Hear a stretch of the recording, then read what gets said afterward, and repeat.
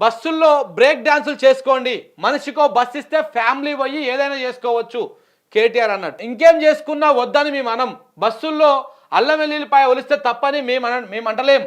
దానికోసం free bus పెట్టిరని మాకు తెలియదు. సీట్ల కోసం మహిళలు సిగలు పట్టుకొని కొట్టుకుంటున్నారు. బీఆర్ఎస్ వర్కింగ్ ప్రెసిడెంట్ కామెంట్లు ఏది ఇట్లా నిన్న కామెంట్ చేసినని మన ఇస్కక్క గారు వచ్చి మాట్లాడారు. ఏమన్నారు? మీ నాన్న నేర్పిన సంస్కారం ఇదేనా? రికార్డింగ్ డ్యాన్సులు చేసుకోమనడానికి నోరెట్లా వచ్చింది? మంత్రి సీతక్క ఆగ్రహం. మహిళలకు కేటీఆర్ క్షమాపణ చెప్పాల్సిందని చెప్పేసి ఇట్లా ఒక వార్త వచ్చింది. ఈ వార్త వస్తే దీంట్లో ఉన్నటువంటి అసలు కోణం ఏందో మీకు ఇప్పుడు చూపిస్తుంది. చూడండి. ఇగో ఆయన ఏమన్నాడు, ఈయన ఏమన్నది ఒకసారి చూడండి.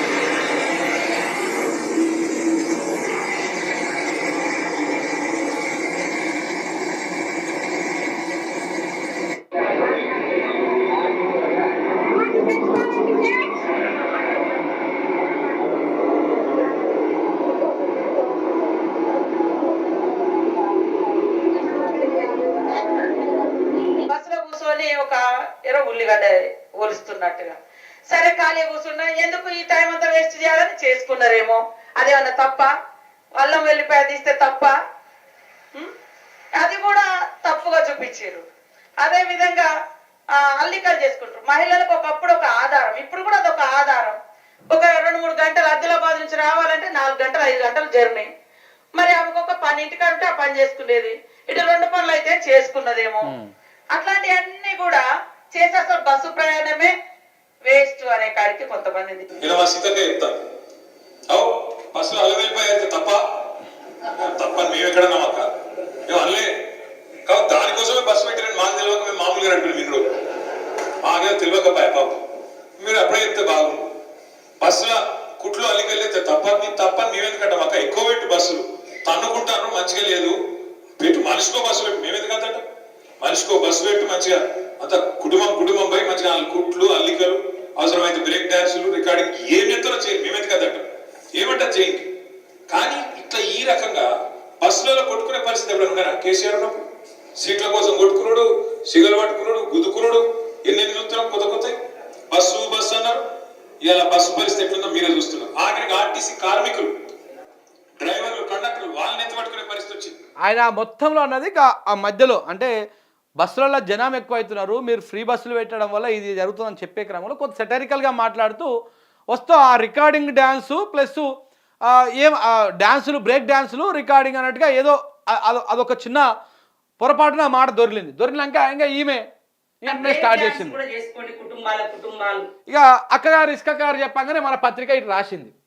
ఇటు రాయంగానే ఇది అయిపోయిన తర్వాత వెంటనే మహిళా కమిషన్, ఈ మహిళా కమిషన్ కథ కూడా చూపిస్తాం మీకు. ఇగో ఈ మహిళా కమిషన్ ఏది? నేరళ్ళ శారద అని చెప్పేసి ఈ మహిళా కమిషన్ చైర్మన్ ఈమె. ఈ చైర్మన్ గారు మరి ఈమె చైర్మన్ అవుతుంది, మళ్ళీ ఇక్కడ కాంగ్రెస్ వాళ్ళ బొమ్మలు పెడుతుంది. ఇప్పుడు ఆమె రాజ్యాంగబద్ధమైనటువంటి పొజిషన్లో ఉన్నప్పుడు, పోస్ట్లో ఉన్నప్పుడు వీరు ఏ పార్టీకి సంబంధించి అట్లా పెట్టుకోకూడదు, మరి పెట్టుకున్నది. సో ఈమె మరి అసలు ఈ మహిళా కమిషన్ తెలంగాణ రాష్ట్రంలో ఉందా? ఉంటే ఏమైతా ఉంది? 8 నెలల్లో కొన్ని వందల సంఖ్యలో మహిళల మీద అఘాయిత్యాలు జరిగినాయి. నిన్నగాక మొన్న షాద్నగర్లో ఒక మహిళ మీద 3rd డిగ్రీ వేసిండు ఒక పోలీసు ఒక సిఐ ఆయన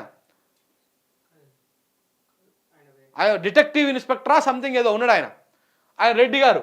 మరి అప్పుడు చేసినప్పుడు ఈ శారదక్కకు, ఈ నేరళ్ళ శారదక్కకు ఆ రోజు మహిళా కమిషన్కి కళ్ళు కనపడలే, గుడ్డిది అయిపోయింది. ఆయనకు మొత్తం కళ్ళు పోయినాయి అనమాట. ఆయన కనపడలే.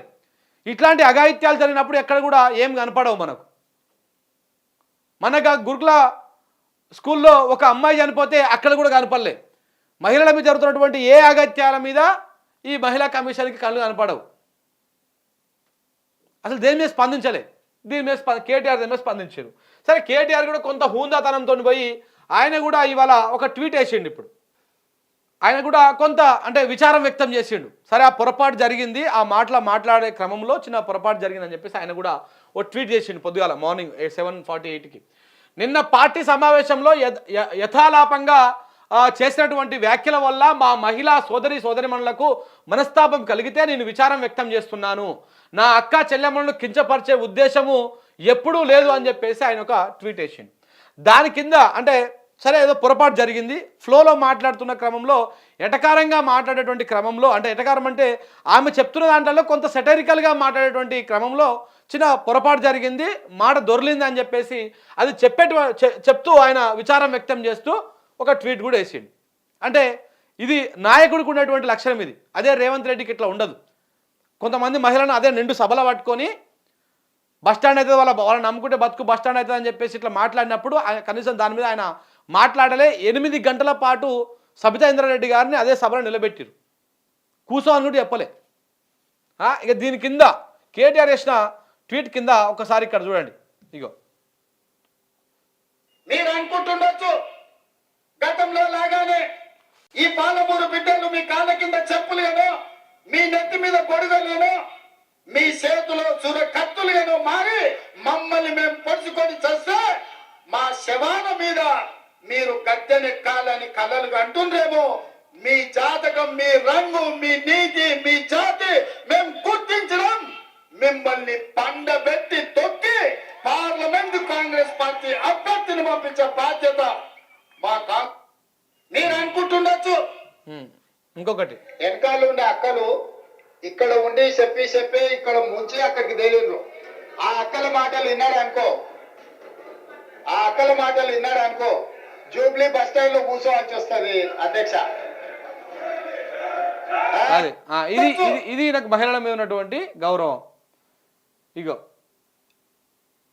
సో ఇట్లా దాని కింద చాలా మంది కామెంట్లు పెడతా ఉన్నారు. ఇక సో అంటే ఇప్పుడు ఇందులో చెప్పొచ్చేది ఏంటంటే, సరే పొరపాటు జరిగినప్పుడు దాన్ని సరిదిద్దుకునేటువంటి ఆ హూందాతనం ఉండాలి ఏ నాయకుడికైనా, అది ఏ పార్టీ అయినా కావచ్చు.